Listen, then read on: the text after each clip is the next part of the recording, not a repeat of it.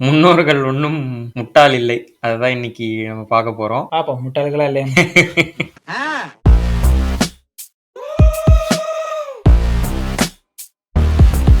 First video என்ன பாத்துக்க? First வந்து இதுதான். இதை பார்த்துருக்கீங்களா? இதுக்கு பின்னாடி இருக்கிற சயின்ஸ் தெரியுமா? மா இலைய மரத்துல இருந்து பிச்சு எடுத்தாலும் அது ட்ரை ஆகுற வரை கார்பன் டை ஆக்சைடை அப்சர்வ் பண்ணி ஆக்சிஜனை ரிலீஸ் பண்ணும். இந்த குவாலிட்டி மா இலையில இருக்கிறதால தான் அதை யூஸ் பண்ணி தோரணம் கட்டுறாங்க. ஃபங்க்ஷன்ஸ் டைம்ல அதிக ஆட்கள் இருக்கிற இடத்துலயும் போதுமா? ஏன் எவ்வளவு சயின்ஸ் சொல்றாங்க? சயின்ஸ் வீடியோ பார்க்க மாட்டியா நீ? பிளான் பண்ணி எக்ஸ்பிளைன் பண்ணிடுறேன் முடியல. மா இலைன்னு இல்ல, நம்ம பச்சையா இருக்கிற எந்த இலையை எடுத்து வச்சாலுமே அது ட்ரை ஆகுற வரைக்கும் கார்பன் டை ஆக்சைடை எடுத்து அது ஆக்சிஜனா வெளில விட்டுட்டு தான் இருக்க போகுது. இவங்க சொல்றபடி பார்த்தா அதுக்கு வீட்டுல வேற ஏதாவது பெரிய இலையா எடுத்துட்டு வந்தே வைக்கலாமே. வாழை இலையை கட்ட வேண்டியது. வாழை இலையை நிறைய அதுவும் கட்டுறாங்கன்றவாங்கடா. அப்புறம் அது என்னடா கட்டுறாங்க? சரி ஓகே. இதுக்கு சரி இன்னொரு லாஜிக் பார்ப்போமா? ஒரு ஆளுக்கு ஒரு நாளைக்கு எவ்வளவு ஆக்சிஜன் தேவைப்படுது? ஆமா கரெக்ட். இப்படி எடுத்து நீ இப்படி விடுறதுக்கு ஒரு இலையில இருந்து ஆக்சிஜன் தான் வராது. அதுக்கு எவ்வளவு ஆக்சிஜன் தேவைப்படும்? அதுக்கு வாசல்ல ஒரு லைன் 15 இலை இருக்குமா? 15 இலை இருக்குமா? அதை வச்சு நீ எத்தனை பேர் மூச்சு விடுவோம்? ஒரு செகண்ட் மூச்சு இழுத்து விடுறதுக்கு கூட அது ஆக்சிஜன் உபயோகப்படுத்த முடியாது. ஸோ இதெல்லாம் வந்து இதை வச்சு ஆக்சிஜன்னா அது எப்படி சொல்றது? அது மனுஷங்களுக்கு அது பத்தாது. இன்னொரு விஷயம் தெரியுமா? நம்ம உலகத்துல வந்து மரம் வச்சிருக்கறனாலதான் ஆக்சிஜன் இருக்குன்னு நினைச்சுக்கிட்டு இருக்கோம். எதுல இருந்து வருது? ஆல்கே. ஆமா. தண்ணி கடல்ல இருந்து தான் வருது. ஆல்கே அண்ட் அந்த ஃபைட்டோபிளாங்க்டன்ஸ் சொல்லுவாங்க. கடல்ல இருக்கக்கூடிய சின்ன பிளான்ட்ஸ் மாதிரி பிளான்ட்ஸ், அதுல இருந்தா வந்து மெஜாரிட்டி ஆஃப் தி ஆக்சிஜனே வருது. பிளான்ட்ஸ்ல இருந்து ஒரு சின்ன அமௌண்ட் ஆக்சிஜன் மட்டும் தான் வருது. அதுலயும் நீங்க என்ன சொல்றீங்க? ஒரு 15 மாயிலைய கட் பண்ணிட்டு வச்சா ட்ரை ஆகுற வரைக்கும்லாம் கிடையாது. அது உள்ள இருக்கிற few minutes to hours கூட வச்சுக்கலாம். அதுல செல்ஸ், அந்த குளோரோஃபில் இருக்கு, அதுல தண்ணி போயிரும். அது எல்லாம் இல்லாம ஸ்டொமாட்டா க்ளோஸ் ஆயிருமா? ஸ்டொமாட்டா வழியாதான் நமக்கு ஆக்சிஜன் வெளில வருது, கார்பன் டை ஆக்சைடு உள்ள போகுது. அந்த ஸ்டொமாட்டா எப்ப நம்ம கட் பண்றோமோ தண்ணி இல்லாம அது அப்பயே க்ளோஸ் ஆயிரும். அப்புறம் எங்க ஆக்சிஜன் வெளில விட போகுதுன்னு எனக்கு தெரியல. அதுல நிறைய பேர் வந்து சஃபகேஷன் வேற ஆகாதான். இல்ல ஏதோ இந்த பெரிய பேர் இந்த மண்டபத்துக்குள்ள போகும்போது காத்து அடிக்கும் தெரியுமா? லைக் ஏசி காத்து அந்த மாதிரி ஏதோ ஏர் பியூரிஃபையர் நினைச்சிட்டு இருக்காங்க. இது வந்துட்டு காத்த சுத்தப்படுத்தி அனுப்புன்றாங்க நிறைய பேரு. அதுக்கு மேபி ஒரு 4 ஒரு மாமரத்தை வந்து வீட்டு சுத்தி வச்சாங்கன்னா லாஜிக் இருக்கு. அப்ப கூட வந்து ஒரு நாளைக்கு தேவையான ஆக்சிஜன் அது கொடுக்குமா தெரியாது. பட் 4 மரத்தை வேணா சுத்தி வைங்க. வீட்டுக்குள்ள செடி கூட வளர்த்து சொன்னா கூட பரவாயில்ல, அழகாக தான் இருக்கும். அதை வச்சு உங்களுக்கு ஆக்சிஜன் தேவையான அதெல்லாம் சுத்த ஒரு வேஸ்ட் தான். ஓகே, அடுத்த வீடியோ என்னப்பா வச்சிருக்க? வீடியோ இருக்கா இல்ல? அடுத்த வீடியோ இல்ல, நம்ம நேரா பேச ஆரம்பிச்சிருவோம். அடுத்து என்னப்பா?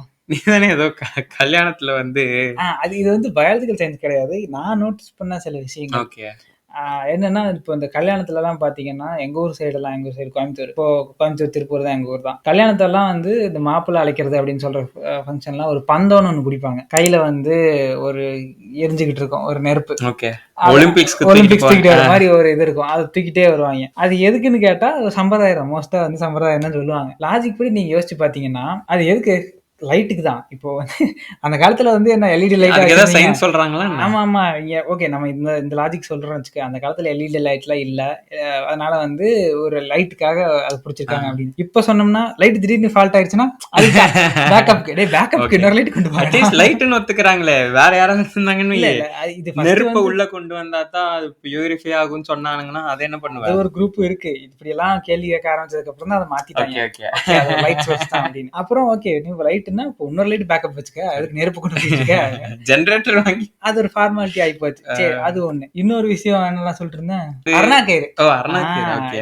எங்க அப்பா எல்லாம் வந்து பையனா பிறந்தா அருணா கயிறு போடாம, அருணா கயிறுல இருக்கும்போது ஒரு பையனா இருந்துட்டு அருணா கயிறு இல்லாம இருக்கியா? கண்டிப்பா எல்லாரும் வந்து அருணா கயிறு ஒன்று கட்டியிருப்பாங்க. சில்வர்ல கட்டியிருப்பீங்க, இல்லைன்னா சிவப்பு கலர் கயிறு, கருப்பு கலர் கயிறு ஏதாவது கட்டியிருப்பாங்க. அது எதுக்கு அப்படின்னு நானும் ரொம்ப நாளா யோசிச்சுக்கிட்டே இருந்தேன். அப்புறம் தான் எனக்கு தோணுச்சு, இவங்க பசங்க பையனா கட்டணும்னு சொல்லிட்டு இருப்பாங்க. ஓகே, அப்ப பொண்ணுக்கு தேவை இல்ல, பையனுக்கு ஏன் தேவை அப்படின்னு ரைட்டு. அந்த காலத்துல ஜாக்கி சட்டியா போட்டு சுத்திட்டு இருந்தாங்க, போட்டு கட்டினது ஒரு கோமணம். அந்த கோமணத்தை ஒரு எதுவுமே எல்லாம் எப்படி கட்டுறது? அங்க ஒரு கயிறு, அது கோமணம் கட்டுறதுக்காக நீங்க வந்து அருணா கயிறு கட்டினீங்க. Okay, logic. இப்போ நான் வந்து 200 ரூபா 300 ரூபா கொடுத்து ஜட்டி வாங்கி போட்டுக்கிட்டு இருக்கோம் எல்லாம். இல்ல, பொண்ணுங்களுக்கு தான் வந்து இடுப்பு வந்து பெருசாகுமா, பசங்களுக்கு ஆகக்கூடாதுங்கிறதுக்காக அருணா கயிறு கட்டி அது இந்த எலும்பு இருக்குல்ல, பெல்விஸ் போன், அதோட எவல்யூஷன் பத்தி தெரியுமா உங்களுக்கு? அது எவ்வளவு வருஷமா எவால்வ் ஆகி லேடிஸ்க்கு வந்து அங்க ரீப்ரொடக்டிவ் ஆர்கன் இருக்கு அண்ட் ஆல்சோ வந்து Baby குழந்தை பிறக்கும் போது தாங்கறதுக்கு. அது விரிஞ்சு வெளியே வரணும், அதுக்காக வந்து அந்த அந்த அது அதனால அந்த இந்த ஷேப்ல இருக்கு. கரெக்ட். நமக்கு என்னத்த அது அருணா கயிறு வரப்போகுது? போட்டு கண்ட்ரோல் பண்றோம். ஏடா வெள்ளைக்காரன் என்ன இப்படி இருக்கானா? அவன்லாம் அருணாக்கேர் போடாம. கரெக்ட். சரி, ஓகே. அடுத்து என்னப்பா டாபிக்? அடுத்து வந்துட்டு இல்ல இது சயின்ஸ்னு சொல்றாங்க. அதாவது இப்படி இந்த பைக் மேலாம் நம்ம எலுமிச்சம்பழத்தை ஏத்திட்டு போறோம்ல, ஐயா இது யாரோட ரிலீஜியஸ் பிலீஃபையும் இது பண்றதுக்கு இல்ல. ஆமா, இதெல்லாம் வந்து ரீஃபார்ம் கொண்டு வரணும்ல, அதுக்காக தான். கரெக்ட். முன்னோர்கள் சொன்னாங்க, நம்ம சயின்ஸ் இருக்கா இல்லையான்னு மட்டும் இருக்குன்னு பார்க்க போறோம், அவ்வளவுதான். நீங்க எப்படி நாங்க சொன்னா கேட்க போறது இல்ல, நீங்க பண்றது பண்ணுங்க. நாங்களும் வந்து இப்போ புதுசா வண்டி எடுத்தோன்னே அங்க அப்பா கொண்டு வந்து வைக்கத்தான் போறாரு, வைக்க கூடாதுன்னு அவனு தட்டி விட போறோம், வச்சுட்டு போங்க, அது ஏன் பிரச்சனை இல்ல. அதுக்கு பகுத்தறி விடாது அவங்களுக்கு, அவங்க நம்ம அதுக்குன்னு நம்மள வந்துட்டு இல்ல மரியாதை கொடுக்காம பண்ணணும். ஆமா ஆமா, அவங்க திருப்திக்கு வச்சுட்டு போறாங்க, எலுமிச்சம்பழத்தை வேஸ்ட் பண்ண வேணாம். பட் இல்லையா, அதுக்கு ஒருத்தவங்க வந்துட்டு நீங்க நிறைய பேர் சொல்லுவாங்க, படத்துலயே வரும்னு நினைக்கிறேன். அப்படியா? அது அந்த ஆன்டி மைக்ரோ, அது ஆசிட் இருக்கு, லைக் குதிரையோ மாடோ அது மிதிச்சுட்டு போனா, குதிரை வந்துட்டு மிதிச்சுட்டு போனா கால்ல இன்ஃபெக்ஷன் ஆகக்கூடாது அப்படின்ட்டு. பட் அதுவுமே வந்துட்டு நமக்கு இப்ப நம்ம இதுக்கு சொன்ன மாதிரிதான், மஞ்சள் பொடிக்கெல்லாம் சொன்ன மாதிரிதான், அதுல எவ்வளவு ஆசிட் இருக்க போகுது, அதுல இருக்கிற சிட்ரிக் ஆசிட் நம்ம குடிக்கிறோம்ல, அப்ப நமக்கு ஜூஸ் குடிச்சு நமக்கு என்ன இதா, நம்ம செல்லான செத்து போயிருதா, அதே மாதிரி மைக்ரோப்ஸ்க்கும் இல்ல இன்ஃபெக்ஷன் தான் வராம இருக்கா நமக்கு ஜூஸ் குடிச்சா. அந்த ஆசிட் எல்லாம் ஒண்ணுமே இல்ல, ஜாஸ்ட் சிட்ரிக் ஆசிட்ல நீங்க வேணும். ஓகே, எலுமிச்சம்பழம் ஜூஸ் புளிஞ்சு வெளியே வைங்களேன் பார்க்கலாம், அதுல வந்து எந்த மைக்ரோ ஆர்கானிசம் எல்லாம் வளராம இருக்குன்னு பார்க்கலாம். அதுலயே மேல மோல்டு வளரும், அதுலயே கொஞ்ச நாள்ல ஆமா கெட்டு போயிடும். நார் லெமன் எலுமிச்சம்பழமே கொஞ்ச நாள் இருந்துச்சுன்னா போயிருதே. அதனால வந்து அதுக்கு ஒண்ணும் கிடையாது. என்ன ரீசன் எல்லாரும் ஃப்ரிட்ஜ்லயும் வந்து பாருங்க, தெரியல எலுமிச்சம்பழம் எத்தனை வருஷமா இருக்கோ உள்ள. அதே இந்த பேய் பார்க்க போகும்போது இந்த மஞ்சுமல் வயசுல கூட எலுமிச்சம்பழத்தை கையில வச்சுட்டு போவாங்க. மேபி அது என்ன நினைச்சிருக்காங்கன்னா, அது ஒரு நெகட்டிவா இழுத்துக்கும். கரெக்ட், ஆட்டோ முன்னாடி தொங்க விடுறது. ஆமா, இதே ஆட்டோ கூட இங்க தொங்க விட்டுருக்கீங்க. லாரி நல்லா ஒண்ணு ஓனர் தொங்க விட்டுருக்கான். அடப்பாவி, உள்ளுக்குள்ள 750 ஸ்பேர் பார்ட்ஸ் இருக்குடா, அதுல ஓடாத வண்டியாடா இந்த எலுமிச்சம்பழத்துல ஓட போகுது, உங்களை எல்லாம் திருத்தவே முடியாதுடா.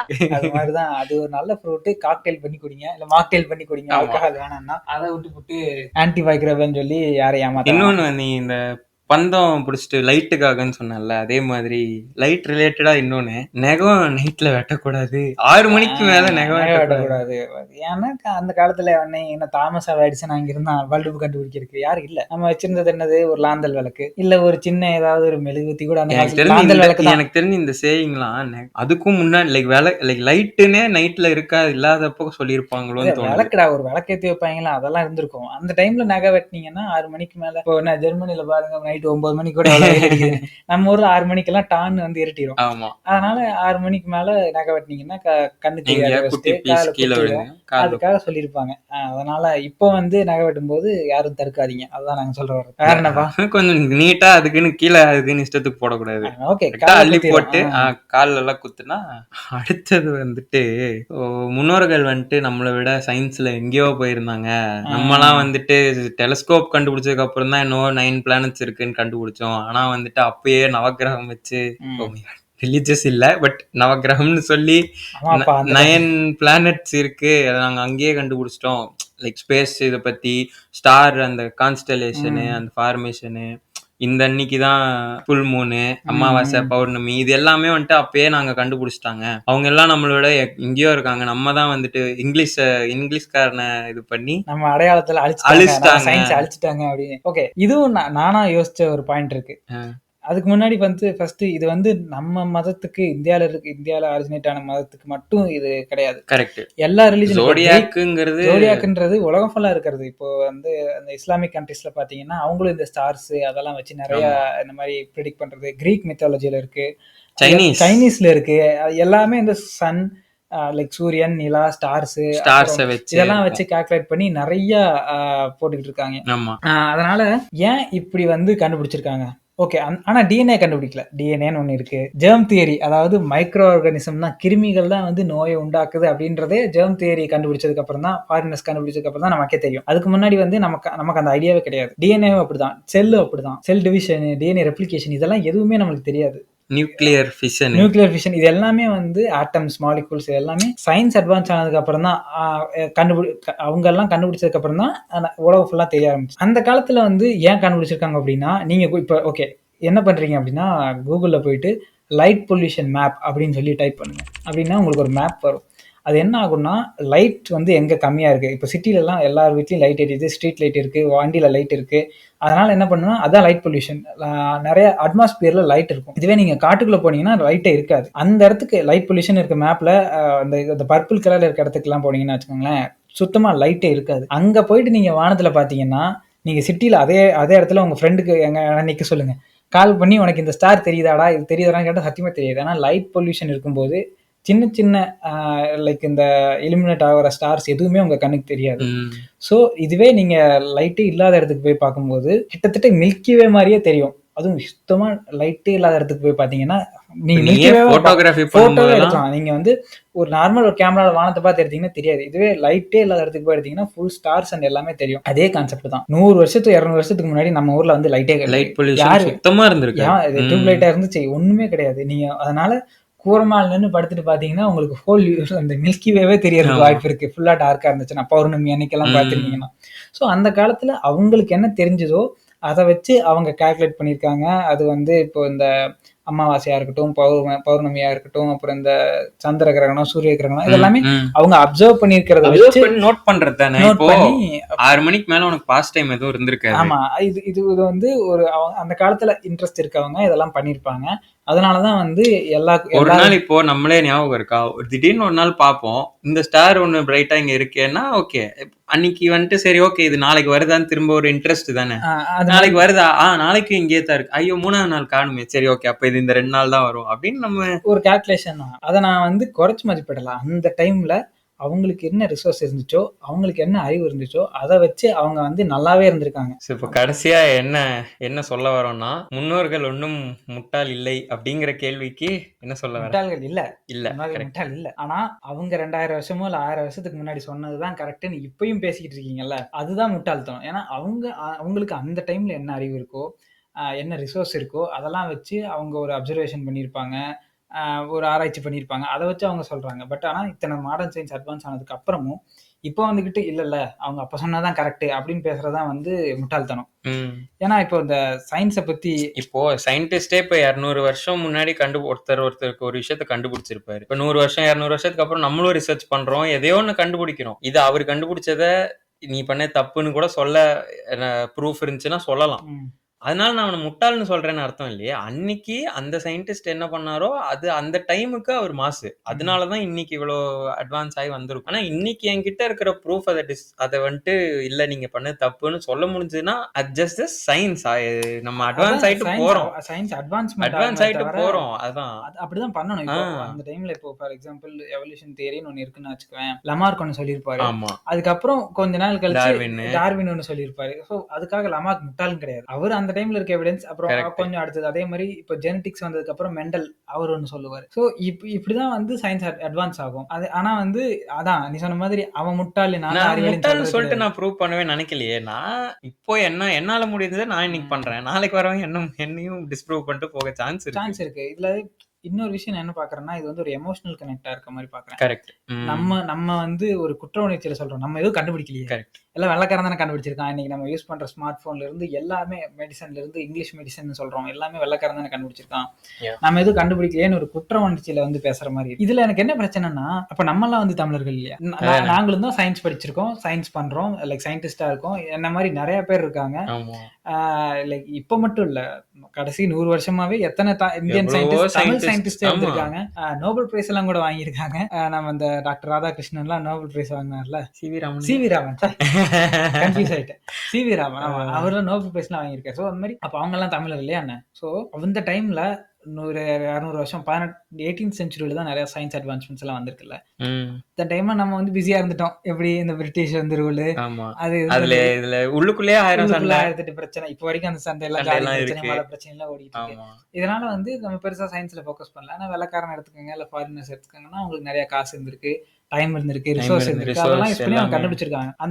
அந்த தவற விட்ட ஆப்பர்ச்சுனிட்டி நம்ம இப்பயும் பிடிச்சிக்காம இன்னும் பழைய கதையை பேசிக்கிட்டு 2000 வருஷத்துக்கு முன்னாடி நாங்க அப்படி இருந்தோம், நாங்க இப்படி இருந்தோம், அப்ப சொன்னதான் கரெக்ட், அவங்க இருந்துட்டு போட்டோம், நம்ம இப்ப எப்படி இருக்கோம், நம்ம இப்ப எப்படி இருக்கோம், நம்ம வந்து இப்ப சயின்ஸ் படிக்கலாம், எல்லாரும் வந்து வாங்க இப்ப வந்து சயின்டிஸ்ட் ஆகுங்க, உட்காந்து சாஃப்ட்வேர் இன்ஜினியரிங் உட்காந்து படிச்சுட்டு இருக்கீங்க, எல்லாரும் சயின்ஸ் படிங்க, சயின்டிஸ்ட் ஆகுங்க, 4 விஷயத்தை கண்டுபிடிங்க.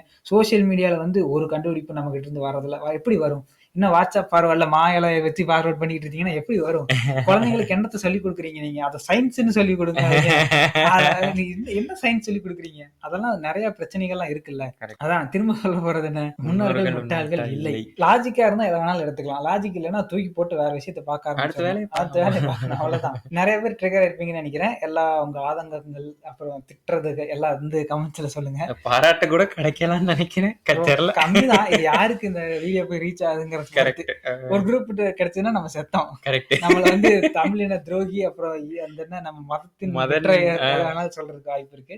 பாப்போம் என்ன என்ன நடக்குதுன்னு பார்க்கலாம். இல்ல உங்களுக்கு ஏதாவது முன்னோர்கள் சொன்னது கரெக்ட் இல்ல அதுக்கு ஏதாவது சயின்டிபிக் எக்ஸ்பிளனேஷன் இருந்துச்சுன்னா கமெண்ட்ல சொல்லுங்க, நாங்கெல்லாம் படிச்சு பாக்குறோம். எங்களுக்கு தெரிஞ்சிச்சுன்னா நாங்களும் அடுத்த வீடியோல ஏதாவது ஷேர் பண்றோம். யா தேங்க்ஸ் ஃபார் வாட்சிங். தேங்க்யூ.